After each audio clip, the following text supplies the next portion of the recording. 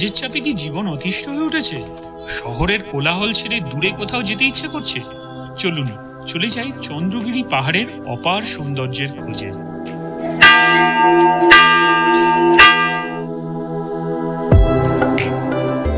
নীল আকাশের কোলে মেঘের চাদরে মোড়ানো চন্দ্রগিরি পাহাড়। রোপওয়ের প্রতিটি মুহূর্তে অনুভব করবেন প্রকৃতির গভীরতা, আর একদম ওপরে উঠে পাবেন আধ্যাত্মিকতার নিখাত স্পর্শ। আমাদের সাথে এই মায়াবী ভ্রমণে যোগ দিন এবং স্বপ্নময় অভিজ্ঞতার সাক্ষী হয়ে উঠুন। এই স্বপ্নময় যাত্রায় প্রত্যেকটি মুহূর্ত যেন এক নতুন রোমাঞ্চ। পাহাড়ের চূড়ায় প্রকৃতির কোলে এই অভিজ্ঞতা আপনার হৃদয়ে চিরকালের জন্য গেঁথে যাবে।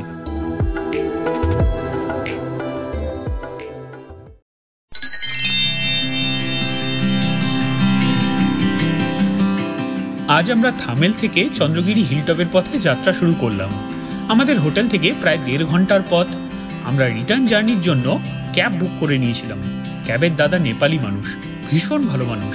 আগের দিন ভক্তপুর থেকে কৈলাসগিরি এবং সেখান থেকে থামেলে ফেরার জন্য এই দাদাকেই ঠিক করেছিলাম। ভক্তপুর আর কৈলাসগিরির ভিডিওর লিঙ্ক আপনি ডেসক্রিপশন বক্সে পেয়ে যাবেন। আজকে আমাদের কাঠমান্ডু ভ্রমণের 3য় দিন, তথা আমাদের পুরো নেপাল ট্রিপের আজকে 4র্থ দিন। আজকে আমরা এসেছি এই চন্দ্রগিরি হিলসের কেবল কার স্টপের এখানে। এখান থেকে আমাদের কেবল কার বুক করতে হবে। কেবল কার বুক করে আমরা এখান থেকে যাব ওপরে, ওই মন্দির দর্শন করে আবার কেবল কারে চলে আসব। তো কত ভাড়া কেবল কারে এবং কতক্ষণ সময় লাগছে, কি দেখছি না দেখছি, সব ডিটেলস আপনাদের সাথে শেয়ার করব। সঙ্গে থাকুন। কেবল কারের জন্য এখান থেকে আপনাকে টিকিট বুক করতে হবে।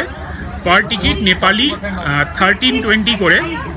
আর এখানে কিন্তু 200 বা 500 টাকার ইন্ডিয়ান কারেন্সি অ্যাকসেপ্টেবল নয়, অনলি 50 বা 100 অ্যাকসেপ্টেবল। আর না হলে নেপালিতেও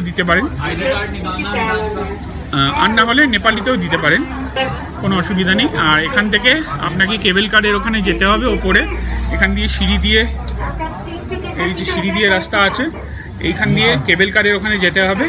ওখান থেকে কেবল কারে 12 মিনিট মতো টাইম লাগবে ওপরে পৌঁছতে। ওখান থেকে আবার দর্শন করে আবার 12 মিনিট টাইম লাগবে ফেরত আসতে। চলুন। টিকিটের দামগুলো একটু বলে রাখি। নেপালিদের জন্য 825 টাকা, সার্ক দেশগুলির জন্য 1320 টাকা, চীনা দর্শনার্থীদের জন্য 16 মার্কিন ডলার, আর অন্যান্য দেশের জন্য 23 মার্কিন ডলার। কেবল কার চড়ার সময়টাও দেখে নেওয়া যাক। রবিবার থেকে বৃহস্পতিবার সকাল 8টা থেকে বিকেল 6টা পর্যন্ত, বিরতির সময় দুপুর 12টা থেকে 1টা, এবং শুক্রবার এবং শনিবার সকাল 8টা থেকে রাত 9টা পর্যন্ত। কেবল কারের সফরটা মাত্র 2.4 কিলোমিটার দীর্ঘ, কিন্তু মাত্র 9 মিনিটেই আমরা চন্দ্রগিরি পাহাড়ের ওপরের স্টেশনে পৌঁছে যাব। একটি কেবিনে 8 জন যাত্রী বসতে পারেন।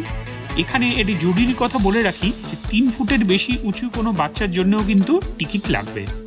এবার চলুন আমরা এই কেবল কারে চড়ে আকাশকে ছোঁয়ার চেষ্টা করি। 8366 ফুট উঁচু এই চূড়ায় ওঠার এক্সাইটমেন্ট কেমন হবে জানি না, দেখা যাক।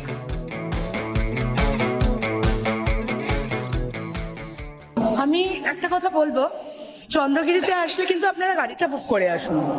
কারণ আপনি যদি এরকম পাঠাও দিয়ে যদি বুক করেন বা যদি বাসে আসার অপশন ভাবেন, দুটোতেই আসা যায়, ওরা কিন্তু অনেক নিচে নামিয়ে দেয় এবং অনেকটা হেঁটে উঠতে হয়। আজকে সেই জন্য আমরা কিন্তু পুরোপুরি গাড়ি বুক করেছি সারাদিনের জন্য। মানে এখানে আসবে, হ্যাঁ রাস্তাটা অনেকটা চড়াই, তো হেঁটে ওঠার অপশনটা একেবারেই ভুল অপশন। একদমই ওটা সিলেক্ট করবেন না, কারণ উঠতে উঠতেই যদি আপনার সব এনার্জি শেষ হয়ে যায় তাহলে তখন আর ঘোরার আনন্দটা থাকে না। তো এখানে হচ্ছে আমরা পুরো গাড়ি নিয়েছি আজকের জন্য, আমাদের 2000 নিয়েছে। সকালবেলা আসা, এখানে ড্রপ করেছে একদম সামনে টিকিট কাউন্টারের সামনে। ওখান থেকে আমরা টিকিট নিয়েছি, এখন পাঞ্চ করিয়েছি। এবার আমরা কেবল কারে উঠবো। টিকিট চেক করিয়ে আমরা সোজা চলে এলাম যেখান থেকে রোপওয়ে ছাড়বে সেখানে। দেখলাম একে একে কেবল কারগুলো আসছে, মানুষ উঠছে, কেবল কারগুলো আবার চলতে শুরু করছে।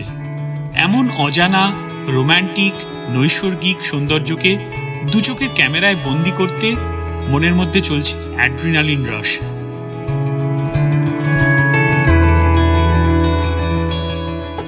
পাহাড়ের ঢাল বেয়ে খামখেয়ালি মেঘের ভেলাগুলো এদিক ওদিক ভেসে বেড়াচ্ছে। সৃষ্টিকর্তা প্রকৃতির সব অপরূপ সৌন্দর্য যেন চন্দ্রগিরিতে এসে ঢেলে দিয়েছেন, যা ভাষায় বর্ণনা করা যায় না।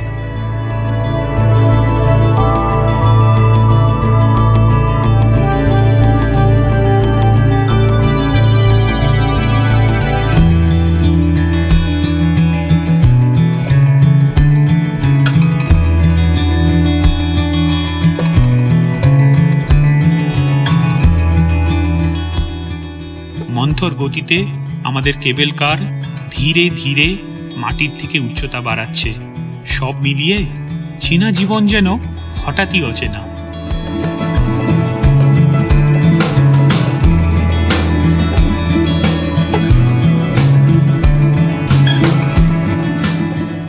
চন্দ্রগিরি হিলসের একদম উপর থেকে দেখা এই হিমালয়ের দৃশ্য আর কাঠমান্ডু উপত্যকার অপূর্ব সৌন্দর্য সত্যি আমাদের হৃদয়কে ছুঁয়ে গেছে।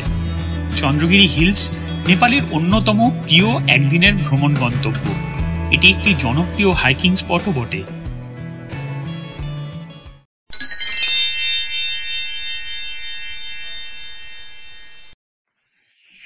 জার্নিটা স্পিচলেস, মানে সত্যি যদি আপনি চুপচাপ বসে থাকতে পারেন ওই কেবল কারে, মনে হবে আপনার সমস্ত লাইফের টেনশন, ডিপ্রেশন সব চলে যাবে, প্রোভাইডেড চুপচাপ বসে থাকতে হবে। অ্যাংজাইটি যায়, ডিপ্রেশন যায় না, বাট অ্যাংজাইটিটা একদম যাবে। দারুণ দারুণ, মানে লং ওয়ে। আমি তো বলবো টিকিটের টাকাটা একদম লজিক্যাল, খুব সুন্দর, খুব খুব ভালো লাগবে। মানে এতখানি রাস্তা পুরো পাহাড়ের মধ্যে দিয়ে, লাশ গ্রিন পাহাড়ের মধ্যে দিয়ে, আর চারপাশের শহরের যা ভিউ, ওয়ান্ডারফুল। ঠান্ডা লাগছে না এখানে? বেশ ঠান্ডা। কেবল কারের থেকে আপনি যেখানে নামবেন সেখানে আছে বেশ কিছু দোকান। এখান থেকে আপনাকে হেঁটে উঠতে হবে ভালেশ্বর মহাদেবের মন্দিরে। আসলে উনি সবসময় পাহাড়ের মাথায় বসেন কিনা। চন্দ্রগিরি হিলসের হিল টপে আমরা চলে এসেছি কেবল কারে করে। ওই মোটামুটি 12 মিনিট যেটা বলেছিল ওরকমই টাইম লেগেছে। অ্যারাউন্ড 3 কিলোমিটার রাস্তা, একদম স্টিপ। অনেকে দেখলে হয়তো ভয় লাগতেও পারে। যাদের একটু হাইট প্রবলেম আছে তারা বুঝে শুনে আসবেন। আর এখান থেকে আমাদেরকে এই রাস্তাটা ধরে ওপরে যেতে হবে। ওপরে মন্দির আছে, মন্দিরে দর্শন করতে যাব। সঙ্গে থাকুন। রাস্তাটা বেশ ভালো, কংক্রিটের, দুপাশে রেলিং দেওয়া আছে। চন্দ্রগিরি হিল রিসর্ট বুক করা থাকলে তারা এখান থেকেই আপনাকে পিক আপ করবে। পাহাড়ি পথের ওঠানামায় পেলাম অজানাকে জানার ইশারা। পাহাড়ের চারপাশে হাঁটা আমাদের মনকে সতেজ করে তুলল, আর আমরা দেখতে পেলাম হিমালয়ের প্রকৃতির অপরূপ সৌন্দর্য। এখানকার নির্জনতা আর নিসর্গের নিবিড় নৈকট্য আজও অম্লান। এই পাহাড়ের মূল আকর্ষণ একদম ওপর থেকে হিমালয় পর্বতমালার বেশ অনেকটা জায়গার অত্যাশ্চর্য দৃশ্য। সবুজে ঘেরা কাঠমান্ডুর উপত্যকা নিচে দেখা যায়, যেখানে শহরের আধুনিকীকরণ ক্রমশ বেড়ে চলেছে। এটা হলো চন্দ্রগিরি হিলসের রুট ম্যাপ। এখানে সব লোকেশনগুলো দেওয়া আছে, কোথায় কোনটা আছে। এইখানটা হচ্ছে বটম, মানে যেখানটা থেকে আমরা স্টার্ট করেছিলাম। এখান দিয়ে রাস্তা দিয়ে উঠে এখান দিয়ে এদিকে যেতে হবে।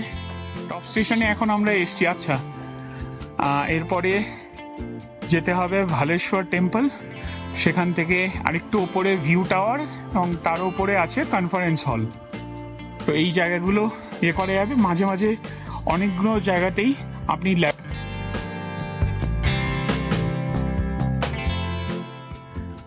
রাস্তাটা খুব একটা চড়াই নয়, একদমই মানে মোটামুটি হেঁটে খুব একটা পরিশ্রম হচ্ছে না।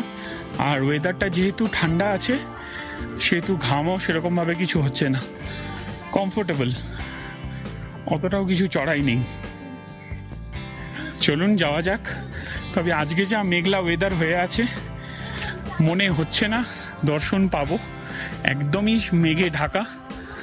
এইখান থেকে মাউন্ট এভারেস্টের একটা ভিউর পয়েন্ট আছে বলছে, এখান থেকে দেখা যায় Gourishankar, Himal and Mount Everest. কিন্তু অবস্থা দেখুন, পুরো সাদা, কিচ্ছু দেখতে পাওয়া যাচ্ছে না, একদম মেঘে ঢেকে রয়েছে, আমাদের দেখা দেবে না ঠিক করে রেখেছে।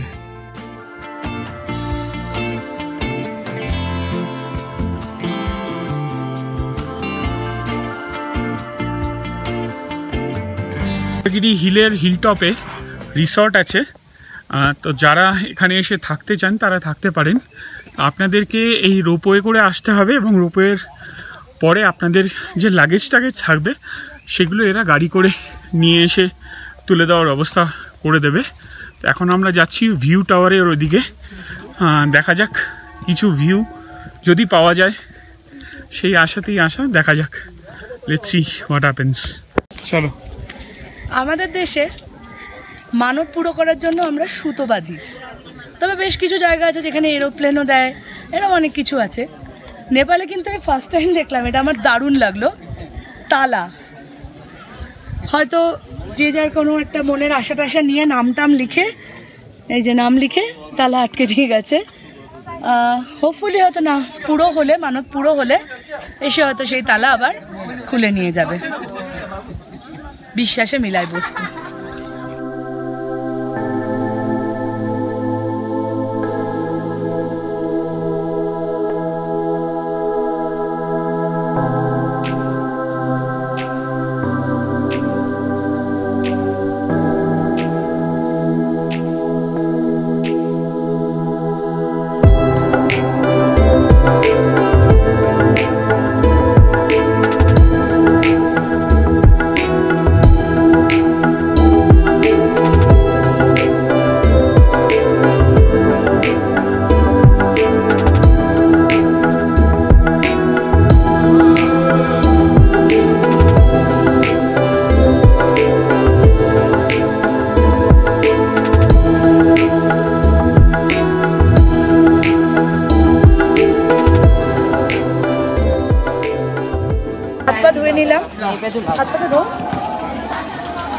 এবার ভালেশ্বর মহাদেবের মন্দিরে যাব। উনি বেছে বেছে জায়গাও খুঁজে রাখেন বটে, একদম পাহাড়ের চূড়ায়। এখানেও তাই, একদম পাহাড়ের চূড়ায় এসে বসেছেন। মানে এত সুন্দর লাগছে, সত্যি বলছি, মন্দির চত্বরটা এত ভালো লাগছে, মনে হচ্ছে না এখানে বসে কাটিয়ে দেওয়া যায় কয়েক ঘন্টা টাইম। রিয়েলি ভালো। তবে যতটুকু দেখলাম, মানে পুরো চারপাশটা একদম পরিষ্কার আর প্রচণ্ডভাবে মেনটেন। দেখুন, একটু নোংরা নেই, একটু কিছু নেই, খুব সুন্দর করে মেনটেন করা।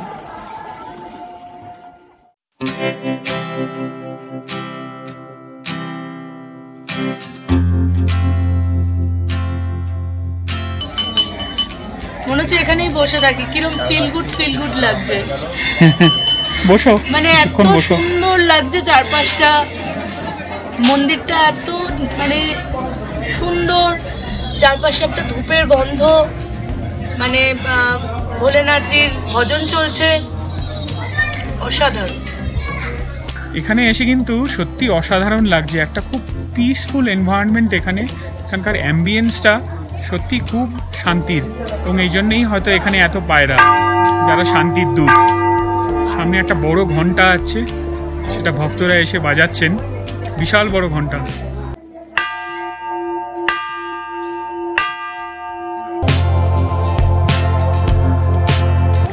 এখানে অনেক কিছু মাউন্টেনিয়ারিং অ্যাক্টিভিটিস আছে, যেমন জিপ লাইন আছে, হর্স রাইডিং আছে, সুইং আছে, ওয়াল ক্লাইম্বিং আছে, ফ্রি ফল আছে। সেই সব অ্যাক্টিভিটিসগুলো ওই জায়গাটায় করা হয়, ওই জায়গাটায় দেখতে পাচ্ছেন। ওখানে আপনি গিয়ে এই অ্যাক্টিভিটিসগুলো, অ্যাডভেঞ্চারগুলো করতে পারেন। আমরা এখন এখানে একটুখানি বসছি। We love the ambience and environment. এখানে একটুখানি সময় কাটাবো, তারপরে আমাদের আবার নিচে যেতে হবে, কারণ এখন তো এখানে দেখতেই পাচ্ছেন পুরো মেঘ। এভারেস্ট কেন, অন্য কোনো চূড়োও দেখা যাচ্ছে না। দূরে যতটুকু দেখা যাচ্ছে ততটুকু আপনাদের সাথে শেয়ার করার চেষ্টা করছি, কিন্তু সেটাও যে খুব একটা ভালো হচ্ছে বলে মনে হচ্ছে না। বাট ব্যাড লাক, কী করব, নেক্সট টাইম যখন আসবো তখন যদি পাওয়া যায় দেখা। চন্দ্রগিরি হিলসে আসা মানেই শুধু ভ্রমণ নয়, প্রকৃতির মাঝে কিছু সময় কাটিয়ে নিজেকে নতুন করে আবিষ্কার করা। এখানকার তরতাজা বাতাস, ঘন সবুজ পাহাড়ি পরিবেশ আর হিমালয়ের নৈসর্গিক দৃশ্য সব মিলিয়ে আমাদের এই ভ্রমণকে স্মরণীয় করে তুলেছে।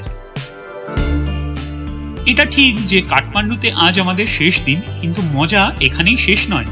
আমাদের এখনো কাঠমান্ডু শহরে কিছু শেষ সময় শপিং করতে হবে, ঐতিহ্যবাহী নেপালি থাকালি খাবার খেতে হবে, আর রাতের বাসে পোখরার উদ্দেশ্যে রওনা দিতে হবে। এই রাতের বাসটা কিন্তু একেবারেই অন্যরকম অভিজ্ঞতা। আমরা নিয়েছিলাম এসি সোফা বাস, যেখানে আপনি আরামে শুয়ে বিশ্রাম করে পরের দিন সকালে পোখরা পৌঁছে যেতে পারবেন। আমাদের পরের ব্লগে এই রাতের বাসের সব অভিজ্ঞতা এবং পোখরায় আমরা কি করলাম সে সব জানতে আমাদের সঙ্গে থাকুন। আশা করি আপনাদের এই ভ্রমণের গল্পটি ভালো লেগেছে। যদি ভালো লেগে থাকে তাহলে লাইক করুন, শেয়ার করুন, আর আমাদের চ্যানেলটি সাবস্ক্রাইব করতে একদম ভুলবেন না। দেখা হচ্ছে খুব শিগগিরই।